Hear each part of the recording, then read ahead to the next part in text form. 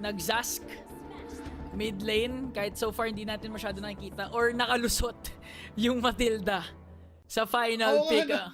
Nakakagulat, nakalusot pa rin yung Matilda. Good drafts there from Coach Ducky for the side of Team Falcons, and same goes with Rare Atom. At ito na nga, first game of the wild card. It's a best of 3 matchup between Team Falcons from MENA and Rare Atom naman from China. Let's see who's gonna fare well in game number 1.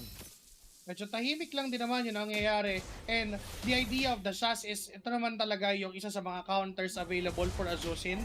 Diba? So yun yung naging point ng Rare Atom to draft that ng mid lane na si Paufu. But this time, tulad na nga sabi natin kanina, tahimik lang din talaga ang nagiging estado ng mapa. And looking at their emblem choices, nothing too abnormal, nothing too surprising. Mga ano lang naman yan. Same lang na mga ginagamit halos ng mga lahat ng players. And for the first turtle, maaring doon na nga din magsimula yung laban. Considering na hindi pa hindi pa ganun kabilis pumatay, pero Ugisado Kill nagamit na, pumasa lang doon sa minions. Troll is still gonna live.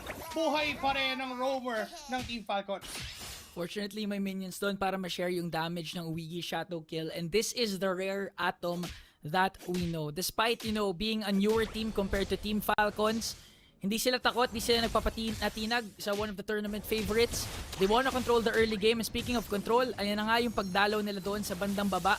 Sanji ata yung mapupuruhan ngayon, nakapag-flicker out, and so far, no casualties pa rin. Medyo maingat yung dalawang teams, and they know kung ano yung win condition ng bawat isa. For Rare Atom, kailangan maka-snowball ng maaga. Wait lang, hold that thought. Muntik-muntikan na si Paufu doon sa gitna. Knowing na wala pa siyang level 4, kaya siyang puntahan at kaya siyang patayin agad ng Team Falcons, pero di na nakalapit pa ito si Boyet. That's gonna be a turtle secured by the side of Rare Atom. At hindi mo tapos dahil lumaban pa. Revitalize ay nagamit na, pero tumulong Revitalize the Queen. Boyet is gonna get that first blood against Paufu. Tapos atrasan, sige, inyo yung turtle, pero amin yung first blood. Team Falcons with a quick rotation para ma-equalize ang naging takbo ng Rare Atom. Fortunately for Boyet, bago yung Turtle Clash na yun, inapop niya kaagad yung Purify ni Paufu. So, Violet Requiem, isang talon lang was more than enough to bring him down. And not to mention, nakikita natin yung importance ng isang backsha, especially in the early game. Isang gulong lang, isang bangga lang, kaya na niya kagad i-zone out yung members ng Team Falcons, kaya naging uncontested yung turtle takedown nila Naya. Hindi na nakalapit pa itong si Boyet. Pero again, kumakalma na naman, lagi lang nagkakaroon ng mga gulo o ng mga laban before the objective. So yun yung nagiging plano ng dalawang kupunan, because they know na kapag yung Hayabusa ay maagang nakakuha ng kills, medyo mahirap sabayan. And alam din naman ng Rare Atom na pag yung Guinevere, knowing na naka-impure rage din etong si Boyet, damage is there, diba? So hindi rin nila gustong ipa-snowball agad yung Team Falcon. So far, teka lang, sila Naya ay sumugod doon, pero pinagsalu-saluhan lang ng dalawa yung Ugi Shadow Kill, therefore walang mamamatay. Tumalon si Boyet, pero hindi kumonekta yung unang talon. And so far, tahimik ulit ang ating Land of Dawn. And gusto ko lang balikan yung sinabi mo, Boyet with Impure Rage has enough damage to burst down at least as squishiest heroes of Rare Atom. And yung maganda kasi sa composition ng Team Falcons, engganyo or mas ganado si Boyet tumalon ng tumalong dahil may pang-out siya parate with the guiding wind kay Troll. So you can see Sanji and later on Boyet na pwede sila maging over-aggressive, goes for those deep dives to start a clash for Team Falcons. Ano ba ngayon ginagawa ni Troll after mag-clear ni doon sa gold lane? Teka, dinala niya doon sa turtle. May laban na naman na Poppy Revitalize. Violet Requiem na naman. Tumalon-talon, pero nandyan din yung fist crack and a fist break. Kaso Scott Knight pa rin yung unang tutumba. Mukhang isusunod pa. Etong si Don, hindi na siya makatakas doon in Lanaya. Natalunan pa. Wala naman ang ulti yan, kaya pwede pumalag pa. Pero that enough yung damage na kung tinamaan pa. Sinugod ulit. Tinapon at pinasok at yung mga alitap-tap ni Troll ang tatapos ng mission. This is a free turtle para sa Team Falcons. 4 minutes in, 4 kills for Team Falcons in an uncontested turtle take. Dito natin nakikita yung importance ng isang Matilda, kung paano niya i-activate yung buong composition hanggang tier 1 turret. Hinabol niya sila Naya kahit Hayabusa pa yan, kasi alam niya at any given moment pwedeng mag-out with the guiding win. So far, kitang-kita natin yung naging adjustments ng Team Falcons because of the latest addition of their coach. At the same time, yung naging onting shuffle din sa kanilang team. Balita ay mas composed na sila when it comes to their macro decisions and late game decision making. And so far, it's paying off for Team Falcons. Yeah, nakikita natin yung resulta nung nung macro thing na yon, because we all know Coach Ducky is a macro guy. Tumalon na naman si Boyet. Nandiyan na naman yung Violet Reclame, pero teka lang, parang hindi sila bumawas kay Don. Napa-ultimate lang para i-heal lahat ng damage na natamot. Sila pa yung napilitan tumakbo kasi hindi nila kinayang i-burst down yung Uranus. Nandiyan naman si Coffin. Binuhat niya si Cat9. Pumasok with a shadow sila Naya, pero aalis din naman kasi hindi niya kayang damage dyan. Revitalize popping in. Tumatama din yung mga bala. Boyet tumalon na para humabol, pero wala na siyang aabutan, kaya wala pa din namang mamamatay for both parties. Napakadaming push and pull na nagaganap so far. Na-force out dito yung ultimate ni Mikey dahil sa pag-dash in doon ni Troll sa Ana with the Skypiercer pickup. Teka lang, may Wiggy Shadow kill na ginawa dito sila Naya doon sa bandang middle lane and Team Falcons. Hindi pa rin tapos. Gusto nila gumo at kumuha ng Torre sa bandang taas. Na yung isusa Mikey, though low on HP, pero Torre ang magiging sagot. Napagamit na ng ultimate. Etong si Paufu, alam nilang wala ng ulti yung Kusyas, kaya pwede pumalag, pero tumatakbo ngayon dahil sa kapangyarihan ni Don.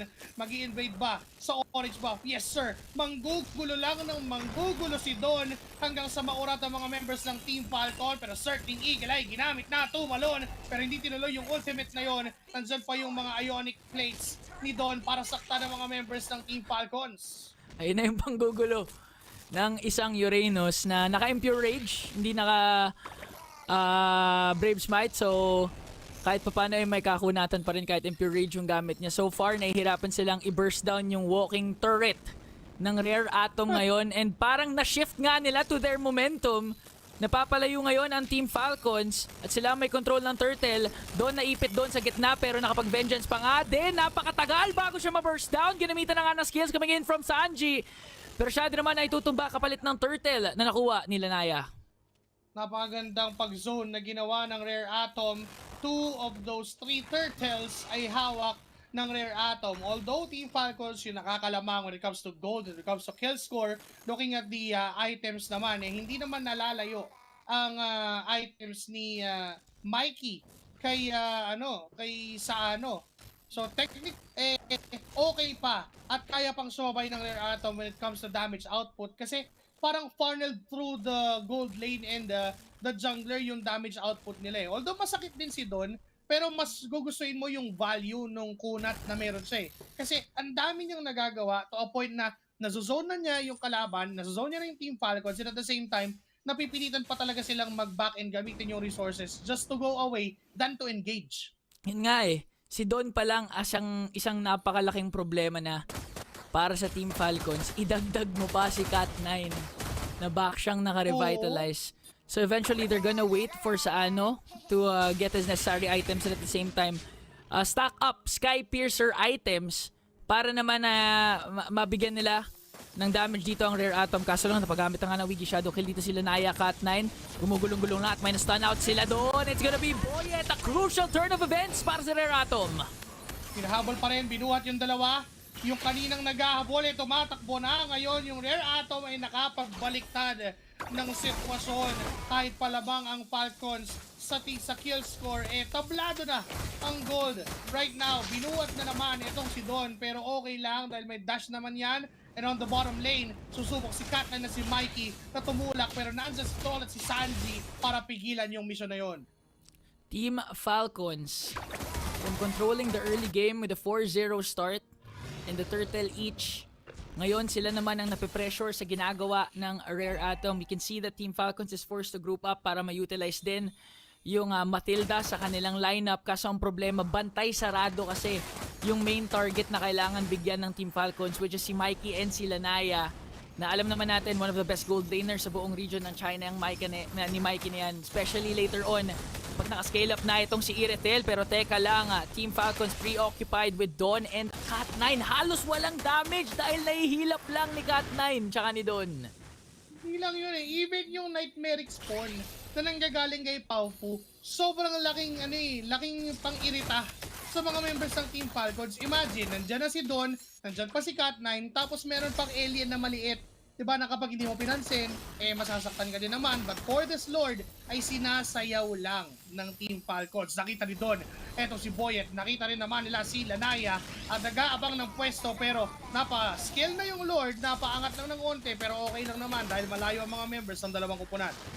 Okay, wala pang ultimate dito si Cat9. Rare Atom.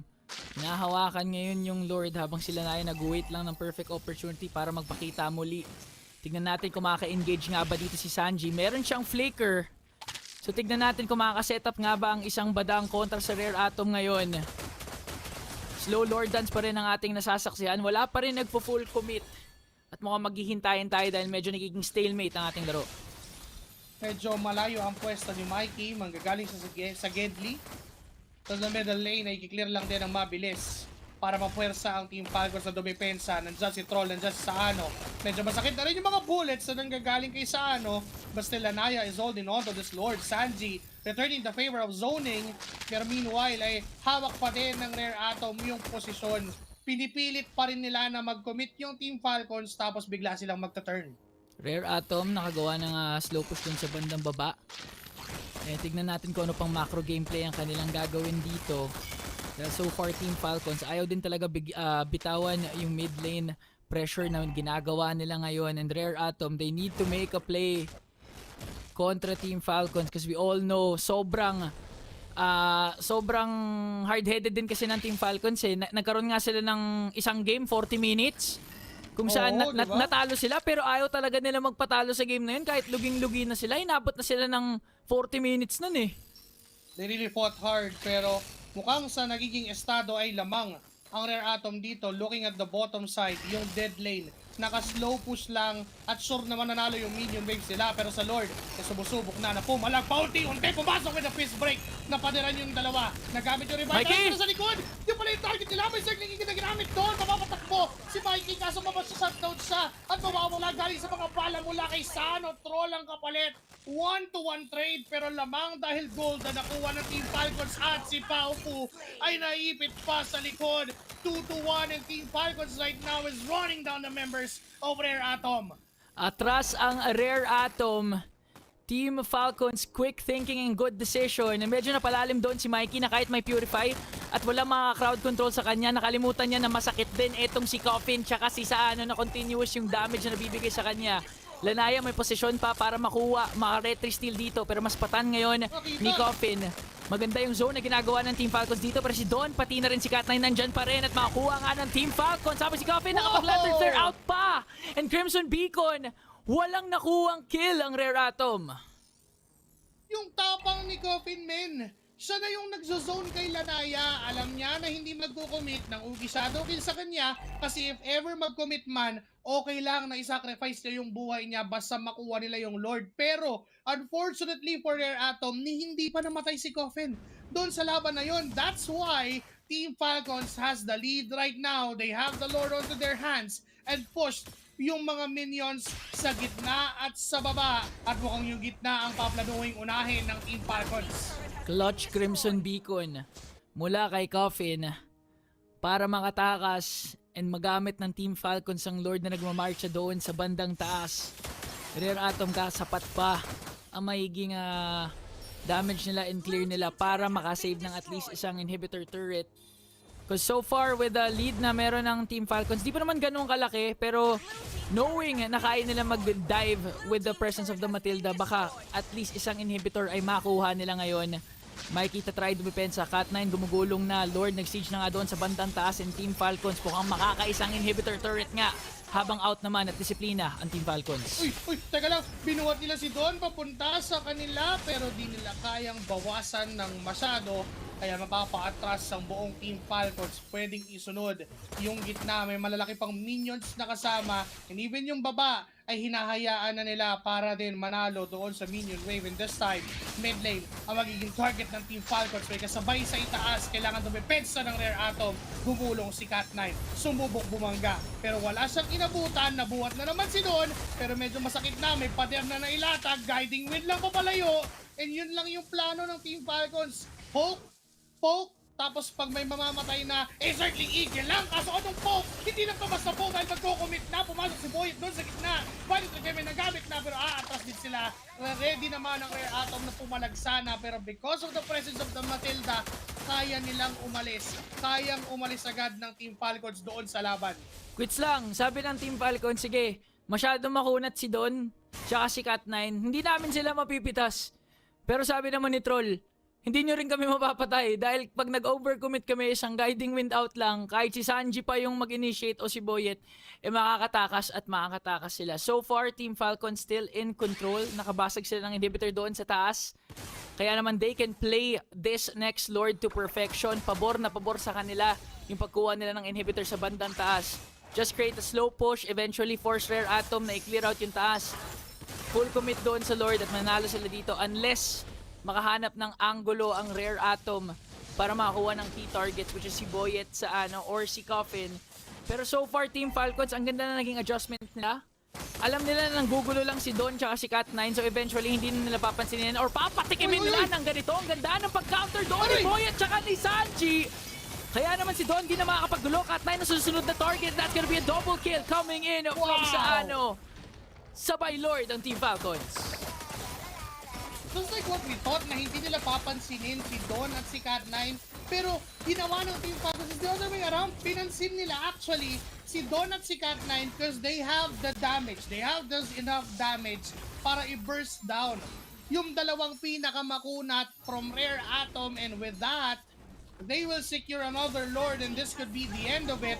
This could be the Ender Lord na kailangan ng Team Falcons. Wala pa man din yung Lord, sumusugod na sila doon sa baba. Pasagyata yung inhibitor at yung gitna na lang ang natitira, and this time, magre-regroup ulit ang Team Falcons. Kanina, nakakagulo si Don tsaka si Cat9. Sabi ng Team Falcons, hindi na pre. Tapos na, hindi ka na mag-e-enjoy. Pag nagpakita ka sa amin, bibit-bitin at bibitin ka lang ni Coffin, tatalo ng ka ni Boyet o sasapakin ka ni Sanji, at yun yung ginawa nila sa dalawang pinakamakunat na heroes ng Rare Atom. And looking at the items, hindi naman ganon. Kalayo pa yung gold lead ng Team Falcons, but with all the inhibitors taken down except the mid lane at ang Lord na nagmamarch sa bandang taas, parang may end na nga ng Team Falcons ito. Sumusubok pa rin sila na agahan yung pagbasag sa gitna, although may Lord naman na doon sa itaas na hindi na mapipigilan pa dahil walang inhibitor turret doon. And yun yung target. Tumalon si Boyet. Sumubok na nag-dash ulit. Binuhat si Don. Sinuntok ni Sanji. Lanaya goes with a Woogie Shadow Kill, and Sanji goes down. Si Coffin na paggamit ng Winter Crown.